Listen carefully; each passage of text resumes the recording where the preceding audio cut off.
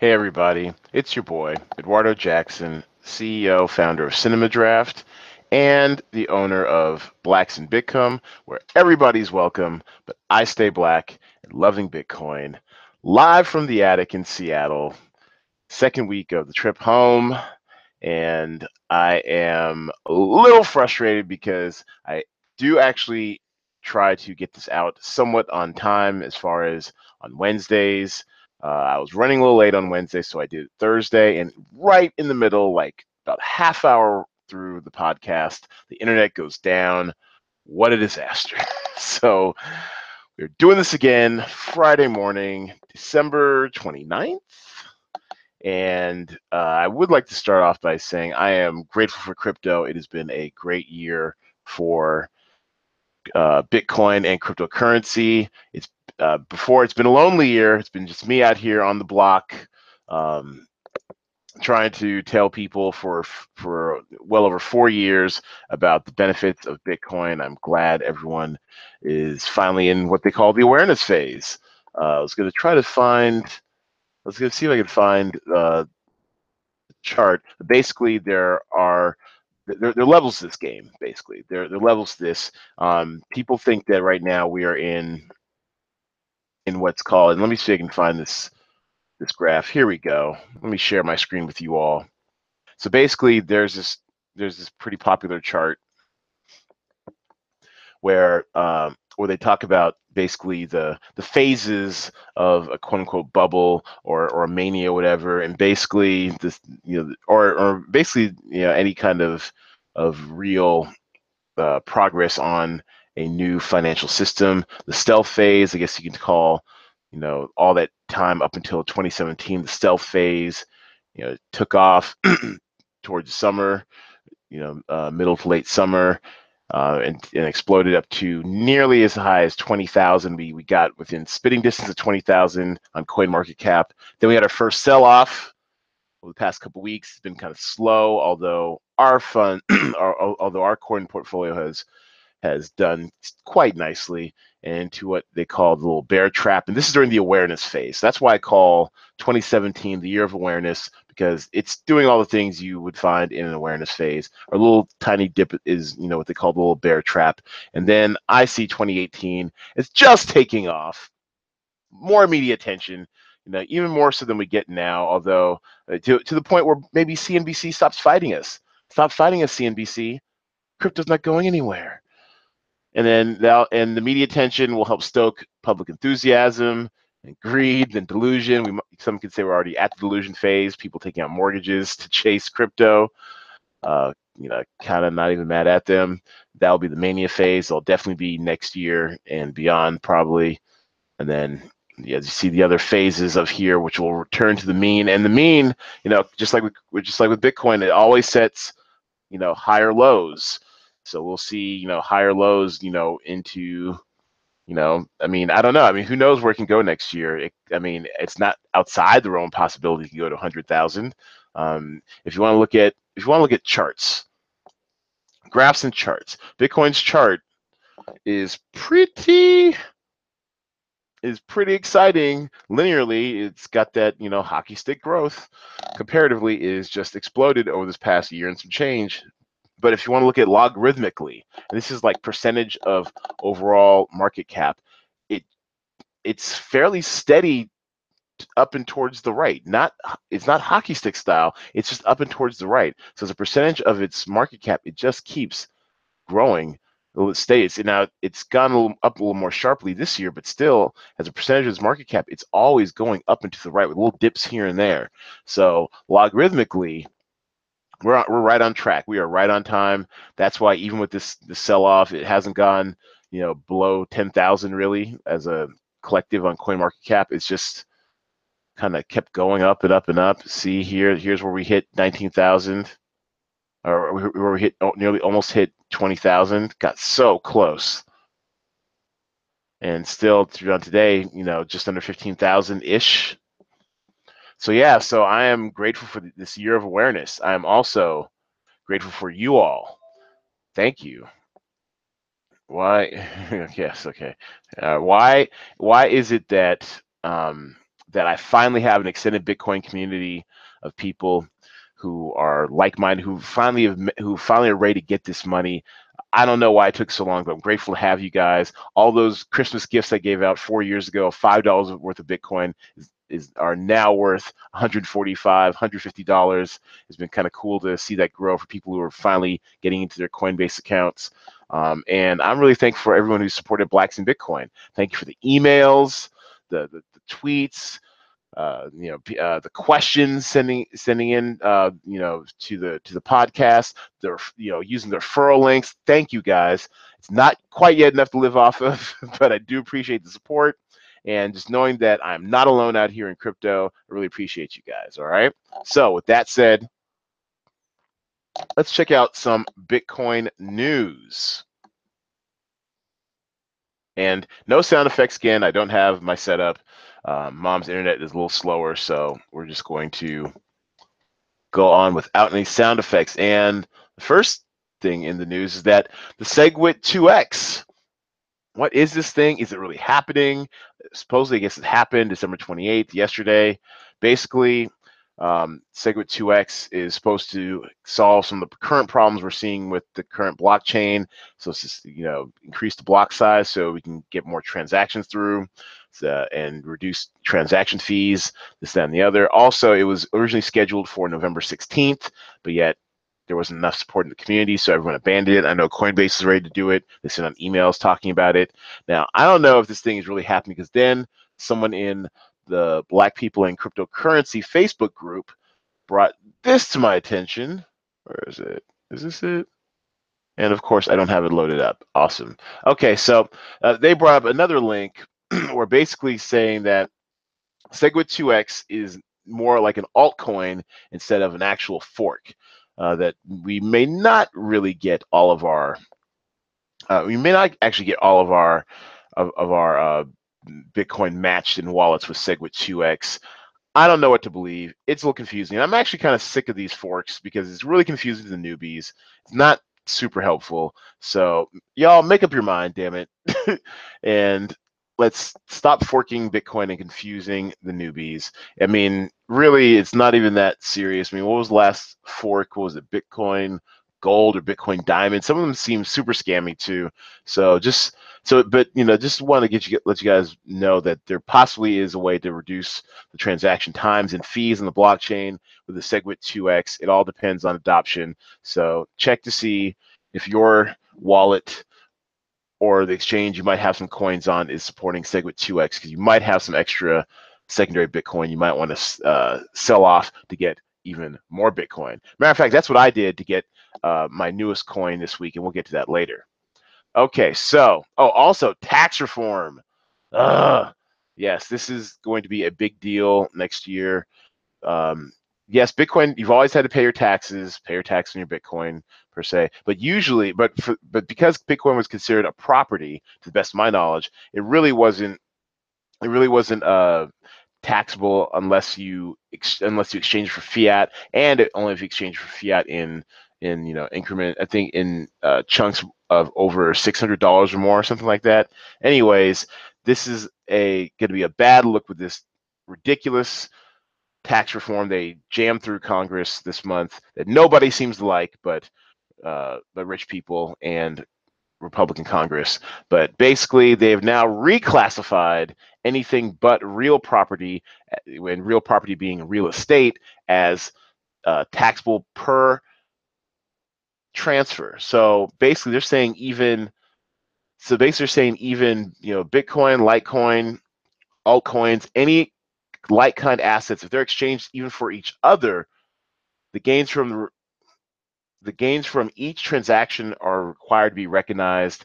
That seems to be very inefficient, and I mean, it's not going to really stymie the Bitcoin market, but they're basically going to put the burden of reporting every transaction you have of any cryptocurrency on you next year. I think that's ludicrous.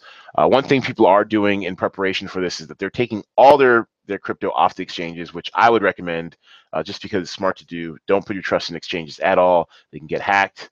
You can lose your coin. I believe Coinbase is FDIC insured. That only insures you up to 250,000. Still, don't leave your coins at risk. Secure them privately on a hardware wallet, which I did not get for Christmas. Apparently, I've been a bad boy. Santa didn't like me. But secured on a hardware wallet or a paper wallet or another offline or another offline wallet of your choosing. So yeah, so this is going to be very inefficient. It's going to be a headache, and I'm having a hard time figuring out how they're going to track it all. So I don't know. What are we going to do here, y'all? I think I'm probably going to. Well, actually, I'm not even sure what I'm going to do. I'm gonna leave it on them. I will take the advice of whatever uh, tax preparer I use, but generally it's going to be hard to track every transaction, nor do I think I will do that. I'll definitely pay attention to when I exchange it for fiat. If ever it's getting even better to use crypto without exchanging to fiat, I'm definitely gonna look into some of those cards. What is it? The Annex Elite card, where you can do Annex Elite card, where you can basically exchange. Yeah, it's like a Bitcoin debit card. You can load it up with your Bitcoin. I think up to $20,000 a day with crypto. The fees are going to be high. The fees are going to be high, but most likely they might be less than you'll pay in taxes. But still, where applicable, pay your taxes. But yes, the Annex Elite card, I'm definitely going to look into that. You can load up $20,000 per day, no limit. Withdrawing, via ATMs as well. So just look into stuff like that if you're looking to stay crypto, but always pay your taxes. And also, as a reminder, I am not a financial advisor, nor do I offer financial advice, but I do try to hone in on common sense. So common sense says pay your taxes, don't go to jail over crypto. Okay. And then finally, South Korea need to clarify that they're not banning Bitcoin. There's some misinformation, as they say, some FUD, fear, uncertainty, doubt about what's going on with South Korea. As we long know on this podcast, the Koreans are definitely into crypto, definitely crypto crazy. And so basically, South Korean regulators had to clarify that they're not trying to ban cryptocurrency. They just want to regulate it. Now, I know a lot of you all got into crypto for the lack of regulation, and there is a deal of freedom there right now while we're in a somewhat gray area, a somewhat wild west for the space of cryptocurrency. But generally, regulation doesn't have to be bad. It gives us rules for the road. For example, when they deregulated Wall Street and let those cowboys gamble with, my mom's pension, and now she has half of her AT&T pension than she had before. Sometimes regulation's good to keep, people from preying upon other people. So let's just see how they regulate over in South Korea, if it actually slows the stem of money coming over into Bitcoin and cryptocurrency in general. Most likely it'll just be some common sense consumer protections, which, is not necessarily a bad thing to have. So just be clear, South Korea is not banning, just regulating. All right. So now it's that time for the Tron James honorary coin count, where I count my coins and you count your coins. We all get rich together. All right. This is where I talk about the different cryptocurrencies I'm holding and their current prices. So let's go down one by one through the coins over the last 7 days.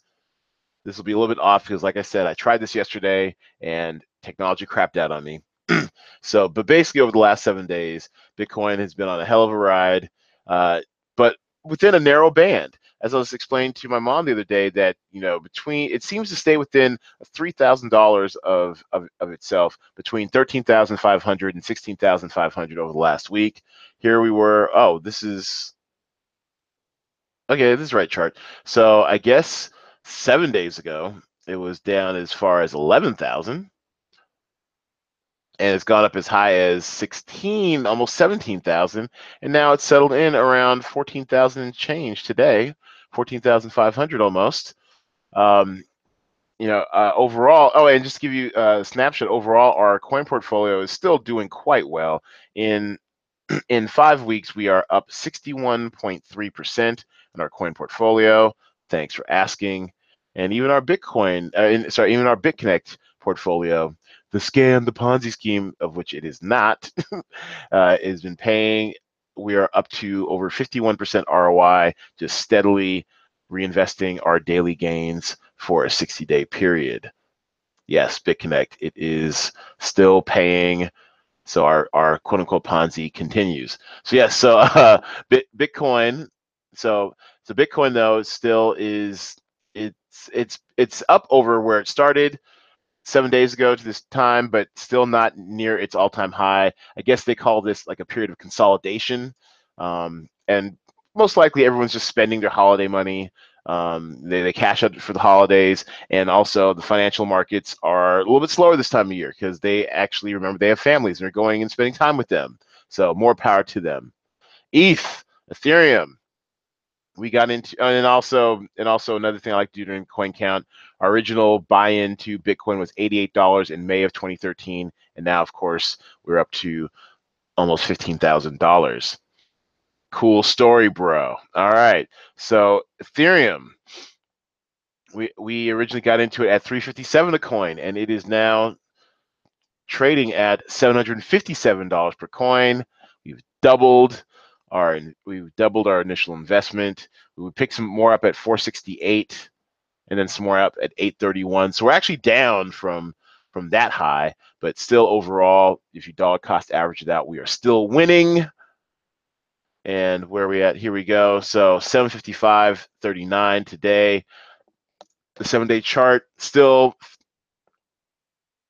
not bad. I mean, 584, sorry, a week ago to today, and now at 757. So still doing quite well. Not quite at its all-time high, but still doing really, really well.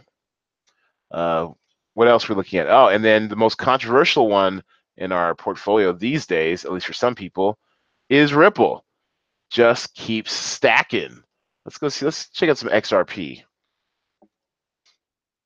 Ripple, we initially got in at 23 cents upon the advice of one Patlin Lawrence from our appearance on Black Republican, Black Democrat. He was the Black Republican who works as investment bank or on the investment side over at Wells Fargo. And he said that because there is a trillion with a T, trillion daily dollar interbank settlement market between the banks, and over 100 banks have already adopted Ripple to keep their fees low and settle out their interbank loans each day. And so once I heard that, I had to get me some Ripple. And guess what? It is crushing it. The 7-day chart on this is just stupid.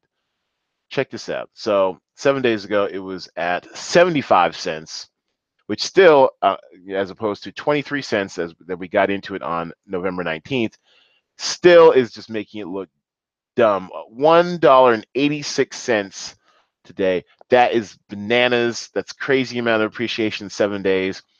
Now, a lot of people don't like Ripple. I didn't like Ripple initially because, one, I didn't quite get what the use case was for it. Two, it's centralized. There's no mining for it. You can't, I mean, it's all owned by a certain company, so it's kind of anti what we're into cryptocurrency for. But as one of the admins in the Black People in Cryptocurrency group would say, let's get these coins quietly. I'm just here to make some money, whatever form that looks like. I don't necessarily believe Ripple is the cryptocurrency that's going to save the banks. I think the banks are going to go away, and I hope they do go away. And I don't think buying and holding some Ripple is necessarily undermining that. But and if this is the way that the dinosaur legacy banks feel like they can participate in cryptocurrency and we can take advantage of their profit on them instead of them taking advantage of profit on us, I say let's get it, y'all. So I'm holding Ripple. Once I start reinvesting daily from my gains from BitConnect in January, I will probably be buying more Ripple. It seems to be mooning right now. This log scale? No, this is linear scale. It's mooning right now, hockey stick type growth overall. If you look at the overall chart, it's definitely got that hockey stick thing going. I mean, it's just been dead until this year, and then boom, recently. And part of the reason why I think Ripple's exploding is a lot of interest in Asia. Ripple, I think, is partnered with a couple of credit card banks in Japan, I believe. So Ripple's having its moment, and we're just gonna ride it out. We're gonna ride it out. $1.86 up from 75 cents. That's about 2.5 times, 2.5 bagger in just 1 week alone. Doesn't seem to be slowing down either. Okay. What else? Oh, let's take a look at next one. Next one in our portfolio, the Trevon James honorary coin count. Let's take a look at Dash. Dash, my friends. I'm really big on this coin. It's a privacy coin. I spent a week or a weekend watching all the videos. Shout outs to Amanda Johnson, the goofy lady who does all the Dash videos. Very engaging. And yeah, Dash, still doing its thing. It was at 947.15 a week ago. It went up as high as 1,343, and then now it's kind of cooled off, but still a nice, robust $1,141. This one also really, really brilliant returns so far. We are at this is another one that we got in. I mean, it's not even early. I mean, we're kind of late to the party on Dash. 449 per coin on November 19th, and now here we are, almost tripled up at about 2.5 times again at 1141. The gains in this have just been unreal. I love me some Dash. I think they're making some upgrades to their wallet to make it easier to send peer to peer. So yeah, let's stay on that Dash. Litecoin, LTC, the digital silver to Bitcoin's digital gold, down a little bit in the last 24 hours, but still 244.35. We got into Litecoin at 71.69 per coin on November 19th, and now looking at 244.35. So we have definitely tripled that up. We're Litecoin is very exciting. I try to buy some Litecoin here and where I can. I always say it's exciting because it's another one that's having its moment. When Bitcoin gets too congested, the blockchain, the fees get too high, people are exchanging their stuff for Litecoin to move their funds around. Can't say I blame them. And also the fees for Litecoin are damn near zero on Coinbase. And if you're using it on GDAX, it's definitely zero. So 248.83 a week ago. So it has retrenched a little bit. Still a nice one to buy and hold. And to be clear, all the coins I hold that I count right now, I am long-term hodlers of. I am in this for the long haul. I'm only looking to sell, percentages of profit here and there. I highly doubt I'll be divesting myself of any of the coins in my portfolio anytime soon. We're in this for that long, slow growth. All right. Let's look at BAT, BAT, Basic Attention Coin. We need to remodel how internet advertising works, and they are up 4% overnight, 37 cents per BAT. We got into BAT at 16 cents per coin back on November 20th. So even at 37 cents, it's a little bit down overall over the past few days, but over the last week, it's jumped from 22 cents. Look, we're getting a little greedy. Like up here is at 46 cents. I mean, gosh, that was a good looking day on the coin portfolio. And now it's settled in today at 37 cents. I still believe in it. You're going to see a lot of activity from the Brave Network people. I believe in Q2 2018. So hang on to your BAT, get even more BAT. It's definitely going to moon once they take on the entrenched advertising practices of your Googles and Amazons of the world. And mostly Google. Google really does dominate the search market and online search advertising. So yes, looking forward to seeing that grow as well. Next one, XMR, aka Monero. Now I'm only in Monero partially because I was seeing the explosive growth, but also I know that it works. Bit Petite ran off with everyone's money, including some of mine. They used Monero to do it, and those motherfuckers haven't been found since. So Monero is at 365.58. It's down some from yesterday at 380.22. Its 7-day chart, I believe, is down. It's because it's been crushing over the last period of. Oh no, actually, okay, 7-day chart 265.91. I guess there's some pullback between Wednesday and Thursday and Friday last week. But 265.91 was where it started 7 days ago, and now it's back up to 365. And this is one that a lot of people like. It is, I believe, it's 10th ranked on CoinMarketCap overall, and that's because it works. It's a privacy coin. It definitely works. So that's why I'm holding on to it. I only buy in coins that I understand what they do or believe that they work, and they definitely do work. Take it from a bit petite victim. Store. Now that was a scam. That was a Ponzi. Unlike BitConnect, that was definitely a Ponzi. Storage. The Morehouse boys still chugging along here. They're up 13% day over day. The 7-day chart actually should look pretty decent. I mean, it got a little higher in the middle of the week, like a lot of these alts did, and then it's pulled back. But still, it was a freaking dollar a week ago. And we originally got into it at 70 cents per coin on the 20th. Bought some more at $1.12. Watched it kind of sink for a while, and then now, as you see, it's had quite a week. Went up as high as look at this high. Went up as high as $1.65. It's a good day for the portfolio, and then now it's settled in at $1.45 as of this recording. I'm a long-term believer of storage. It's like a decentralized version of Dropbox. Get you some storage. Support the Morehouse bros. We're alumni. Support my fellow alumnus, Sean Wilkinson. All right, XLM, Stellar. That's the one I just had to have a couple weeks ago. We were in this one to win it. It is back up to 27 cents. It's had a bit of a ride also this week, as have most of the alts. Start off at 16 cents, as high as, 26 cents. Got even higher up here to, was it 30 cents? No, 26 cents more, dipped a little bit. Now it's settled in at 27 cents. I love me some Stellar. We got into it at 19 cents on 2 weekends ago. So December 15th. And so settling in at 27 cents. So that is really explosive growth too, like 33% growth. So Stellar, we're hot on Stellar because it's a micropayment platform that's being used in developing world as well as for charities, nonprofits, and Kick, the micro messaging app Kick, is going to do an ICO for its 50 million active users on the Stellar platform. Look for that in 2018. And then the last one, the newest one, and that will also be our altcoin of the week. I'll do a little deep dive with you guys into it. It's Substratum. That's me doing my party horn without the effects. Sorry about that. Substratum is just exciting as hell. We got into this, gosh, not even, barely a week ago on the 23rd at 68 cents per. It's at $1.18.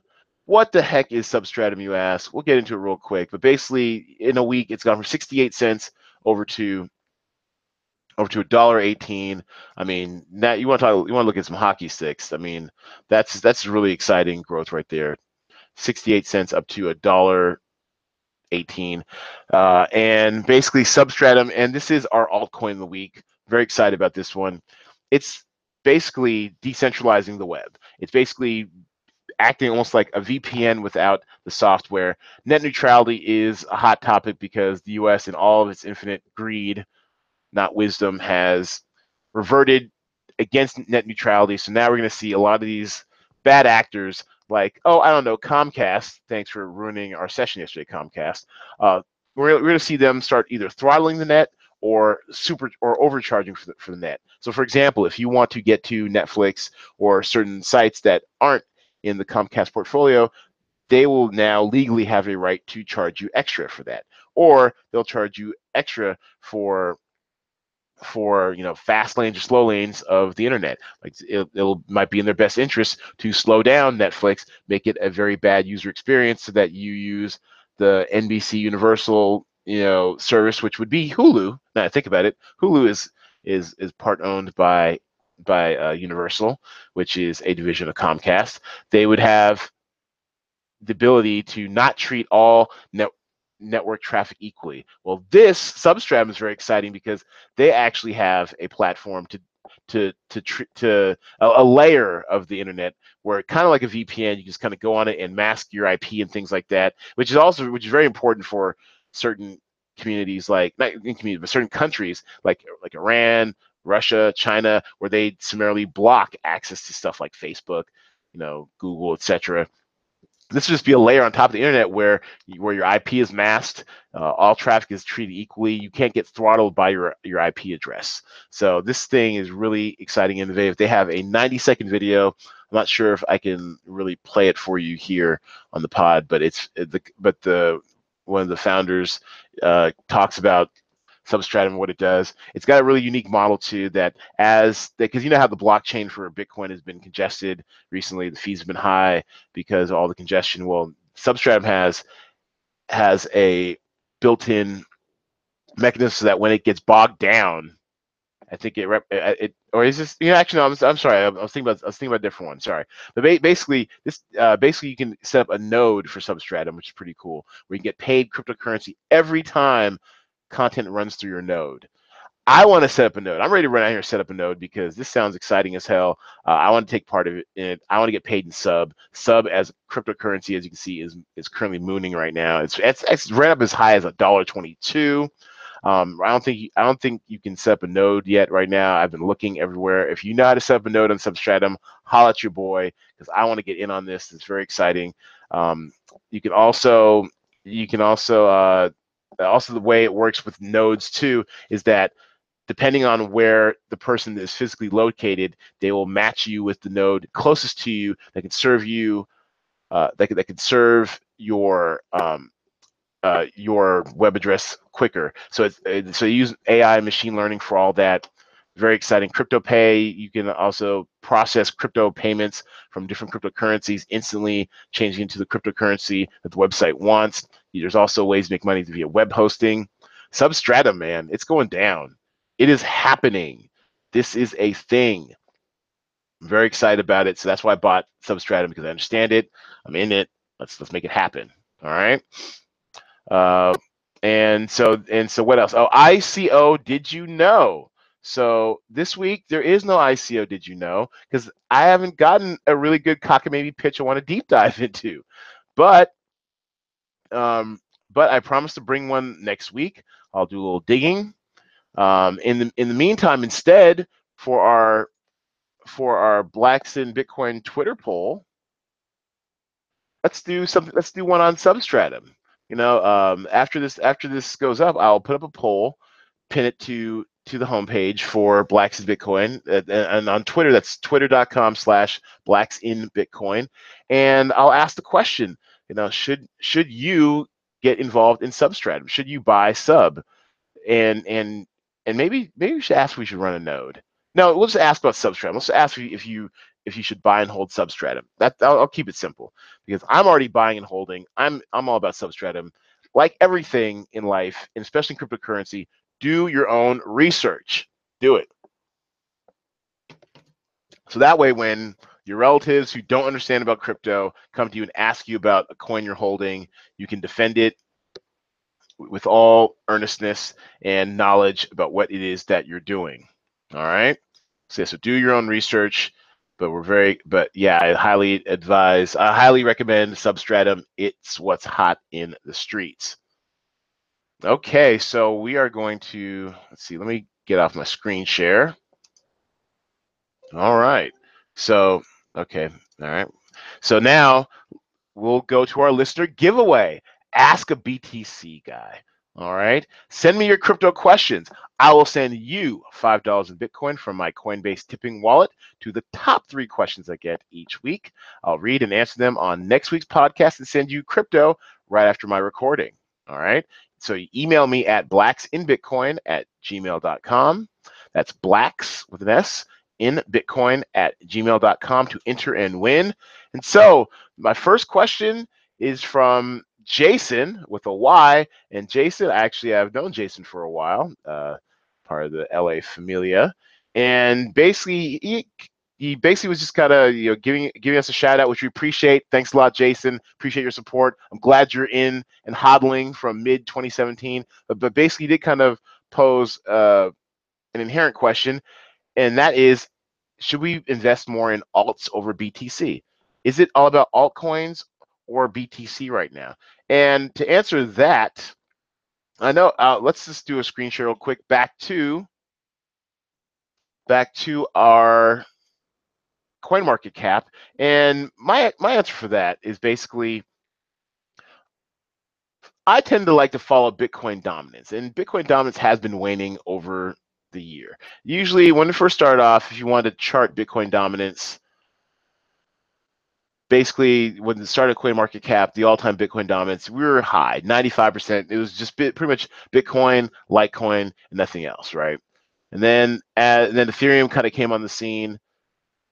Well, Ripple came about in 2014. It's still a small part of the market.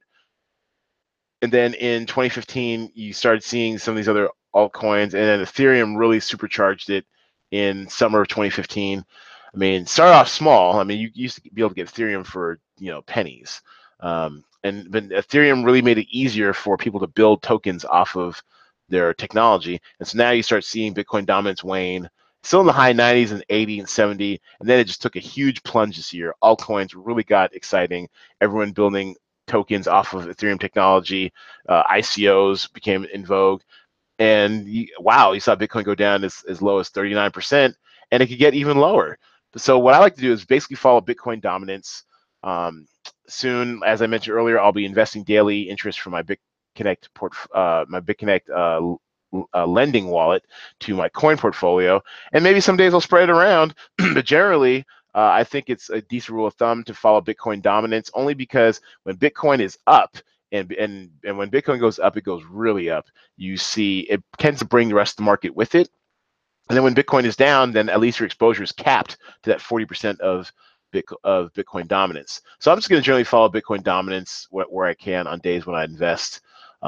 So today it's about just over 40%. Nothing wrong with that. So to answer your question, I guess technically yes, alts over BTC. 60% alts, 40% Bitcoin.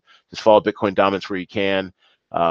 Because even though Bitcoin is the oldest and its dominance has waned over the year, still it is the granddaddy, and I've seen some of my most explosive growth through just hodling Bitcoin itself.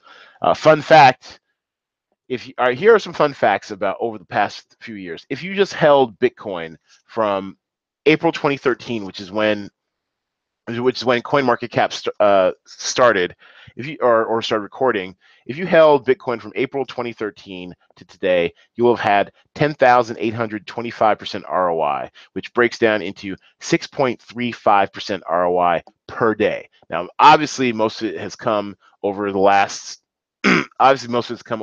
year, but still on a daily average ROI, you're getting 6.5% a day over the last 4 years. Same thing with Litecoin, LTC. If you just held LTC, is the Litecoin. What? Come on, you just held LTC over for the last 4 years. Your total ROI would have been 5,815%, which breaks down to 14.9% a day. Once again, most explosive growth in this year alone, but it averages out to 14.9% a day. And similarly, if you held Ethereum, ETH, over the 2.5 years of its existence, you will have had. So we're looking August 2015. You will have had 26,144% ROI, or that breaks down to 29.9% growth per day. Most of it obviously realized within the last several months, but still, on average, you were getting almost 30% a day. And so if you average out all three of these, if you held the big three, you will have earned 17.1% a day. So that's why when I see average daily rates of return of 2.5% in my coin portfolio, it's not outside the realm of possibility. It's going down like that in crypto. No, you can't get 2.5% in a certificate of deposit, a CD these days. Damn it! I mean, some of them. I mean, you were killing the market if you were holding crypto. So just buy and hold, people. Buy and hold, and basically follow Bitcoin dominance where you can, but definitely get you some alts because it doesn't hurt to be invested in crypto. All right. So thanks for the question, Jason. I'm sending you $5 in BTC from my Coinbase wallet once we're done. All right, Anika, why is BitConnect up now while BTC's generally down? And that's actually a great question, Anika, because usually BitConnect is intrinsically linked to the fortunes of Bitcoin. When Bitcoin goes down, BitConnect goes down, but BitConnect is on fire right now. BitConnect's chart over the last 7 days has just been a wild anomaly for it, only because usually, like as Bitcoin has had a correction over the last week, and here, and you look at this, it was down as low as 254. It might have even gotten even a little bit lower, 219, 216. So it was down. They shut down for maintenance, like day after Christmas for 4 hours. Then when it came back, it started mooning. Now, I can't explain why it's all of a sudden appreciating this way. I think it's pretty healthy that it's actually up while Bitcoin is, without Bitcoin necessarily being up. It's a great sign for if you held BCC. I don't hold very much BCC. I've got less than a full BitConnect coin, which is left over. It's kind of like dust from my staking wallet. I actually am looking forward to reinvesting my staking wallet in 2018 as I get more returns from my daily interest in BitConnect. I actually am looking forward to stocking that wallet, because you will be getting 7% a month on your staking wallet by just holding BCC, in addition to the gains that you'll earn versus BTC and USD by holding BCC. If you can follow all of that. But basically, I think it's a great sign. It's been opined that maybe it's just the owners of the BitConnect platform buying their cheap coins, buying up value of their coins while they're cheap, which might be inflating the price. I don't know. I don't care, because the way BitConnect works is that when you make a loan to their Bitcoin trading bot, you are buying BCC for you're spending BTC to buy BCC. So whatever, and the value of your loan is in US dollars. So it doesn't matter what the price of BitConnect coin is, just so long as when you're buying it, you're using it to make a lend in US dollars to the trading bot. When they pay you out, they pay you in BCC, but whatever the spot price is in BCC to USD, that's what they pay you out in. So it really doesn't matter what the price is when you're making the loan, but they are probably just consolidating some of the cheap coin out there and propping up the price, which in turn props up their value. So so call it scam or Ponzi if you want. I obviously have my BitConnect page on here, my BitConnect investment scam, if you want to check it out, where I explain all the reasons why it's not a scam and why it has been paying me an average of 1.1% daily over the past 6 weeks. It doesn't guarantee a return, but I've been getting paid on average 1.1% daily. So feel free to check that out and use my referral code if you are so inclined to sign up. All right, so thank you, Anika. I'll be sending you your $5 in Bitcoin right after the show. And Robbie returns with a great question. What is the deal with foreign transaction fees from Coinbase? Great question. Now, Coinbase has a bunch of fees for a bunch of different stuff. If you want to avoid fees, you want to deposit via GDAX. Generally, when you are depositing via ACH on Coinbase, actually, I'm not even sure it might be ACH. Actually, I think it's when you're doing it via some sort of credit card via Coinbase or debit card via Coinbase, you get hit with what's called a foreign transaction fee, and it shows that it's originating from Coinbase. I think it's someplace in the United Kingdom. And basically, what had happened was you have a lot of these US-based companies, for example, DraftKings. Like when I'm in legal state for DraftKings Play and I make a deposit, I get hit with a foreign transaction fee. So what a lot of these US-based companies are having to do, they're having to set up credit card payment processing units in the UK or outside the United States, and in order to process credit card transactions, because if you do it directly, there's some banks either have some sort of rule in place. I don't think it's a law, but banks have a rule in place where they frown upon making transactions from certain type of companies directly. So you're not going to see a Coinbase deposit from your debit card or your credit card that hits your account directly to Coinbase. It's going to be Coinbase, and somewhere in the UK, and that's how they get around, banks' policies against against investing directly into what they consider gambling operations or online gaming operations like DraftKings or cryptocurrency, which, as we know, is an existential threat to the banks. So you're going to see them going through almost, it's not quite a third party, but a third party that they control over in the UK. And that's why you're going to hit with a foreign transaction fee, because you won't be able to do it US to US, but you can do it US to UK. It's a weird loophole, but it's what allows them to take your debit cards and your credit cards. So thanks for the question, Robbie. Oh, and also just in general on Coinbase fees, if you're dealing with Coinbase and you have the time to kill, I highly suggest loading up via GDAX. It is the trading arm of Coinbase. It is basically like a stock market model. Okay, I don't want to authorize this stuff. All right. Anyways, it's more on the stock market model. You got candles. You've got wicks and sticks and all sorts of stuff. It's a little tradery, but if you deposit via GDAX, there are definitely zero fees. And the only time you charge a fee is when you're making a trade, when you're actually buying Bitcoin, Ethereum, or Litecoin. You can also buy Bitcoin Cash. I don't really recommend Bitcoin Cash, but that's also on their order book. And the fee you get is pretty small, 0.25%.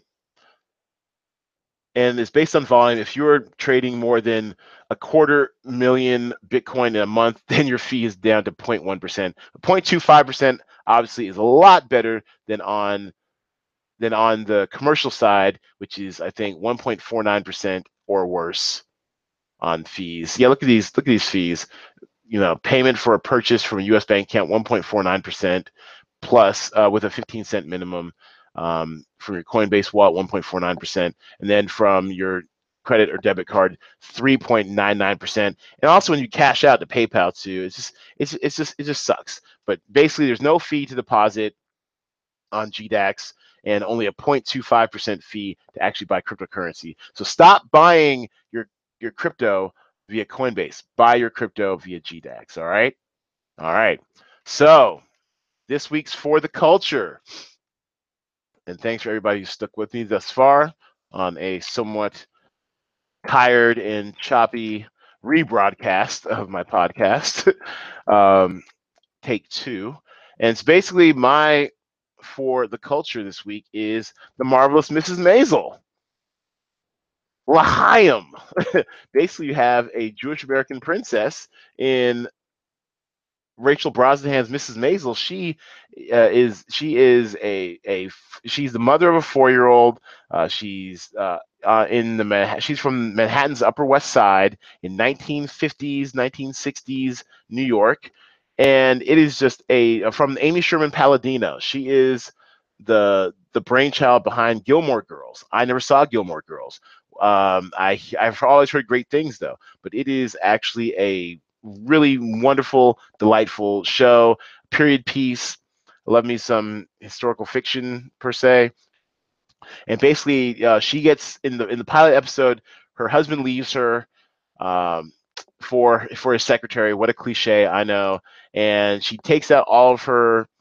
Rachel Brosnahan takes out all of her frustrations while totally drunk at a New York comedy club where her husband was actually training to be a comic. He's terrible. She turns out to be the life of the party, and Rachel Brosnahan is the delight. I believe she's been nominated for a Golden Globe. It's plucky, whimsical. I mean, it's almost like part fantasy, part fairy tale, but it's really funny. Alex Borstein plays her sexually ambiguous manager who takes liking to her. She doesn't like anybody, and she takes a strong liking to her, wants to be her manager, and they start going out on the underground New York comedy circuit. You run into some people of the day. Lenny Bruce was really hot back then, so you see Luke Kirby playing Lenny Bruce. Oh, Tony Shalhoub playing her very Russian Jewish father. This is her mother also. They don't really know about her secret life as a stand-up comedian at a time when women weren't really doing that. She was basically a housewife until her husband left her, and then she had to go get a job, and she gets a job at the lipstick counter at B. Altman's, which my mom tells me. My mom is from New York. She told me that that's a real store. So she's a makeup girl at B. Altman's. and charming her customers as well. This is her father-in-law, played by Kevin Pollak. And it's a really wonderful, whimsical time. Only 8 episodes, an hour long. Mom and I knocked it out over a few days. The Marvelous Mrs. Maisel, L'chaim. I totally endorse it. 2 thumbs up. Okay, for that type of stuff. All right. Anyways, BTC price. Last week I said BTC price would be 18,900. Obviously, I was wrong once again. This year, I think I will peg it at, or this week, I think I'll peg it going into the new year. I don't know. I think we'll see a bit of a bump. I think the beginning of the work week next week will definitely play into it some. I think we can see a price of 16,300. Not outside the realm of possibility. We're already at 15,000-ish. It, like I said, it kind of bounces in that band between 13,500, 16,500. So I think we're going to see a little more appreciation. People will be back at work, ready to trade. The rumor mill will be running about something or other. So 16,300 is my peg for the price this time next week. What else? So that's gonna wrap it up for this week. Where can you find Blacks in Bitcoin, good people? Go to blacksinbitcoin.com. That's blacksinbitcoin.com. Also, we have a Twitter at Blacks in Bitcoin, Facebook Blacks in Bitcoin, Instagram Blacks in Bitcoin. Seeing a theme here. No Snapchat, none of that. But please also subscribe to this podcast via iTunes, Google Music, SoundCloud. Subscribe to our YouTube channel. Hopefully that's where you found this. Like and subscribe. Recommend it to share it with your people. Get people into this game. I want us to all get rich together in cryptocurrency. As I like to say, we have a once in a generation opportunity to create generational wealth. All right. Feel free also to use subscriber links, the referral links. If you open up a Coinbase account, use my referral link, please. With your first deposit of $10 or more, Coinbase will match it with $10 to you and a little $10 to me. I really appreciate those of you who have done that and supported. Thank you so much for supporting the podcast. I'm doing this totally free of charge. Also, if you do get into BitConnect, please use my referral link, and I'll also do what I can to share some tools that we can use to get rich together to track your cryptocurrency investment. And on days when Bitcoin does go down, it's always nice to know that I'm usually getting on average 1.1% a day from my BitConnect loan interest. Also, feel free to tip me at my blockchain wallet. It's always much obliged. And as always, tell all your friends, and send me your questions. Send me your questions so we can answer them on air. That's email me at blacksinbitcoin@gmail.com. And with no outro music, no sound effects, if you love Bitcoin, hodl if you hear me.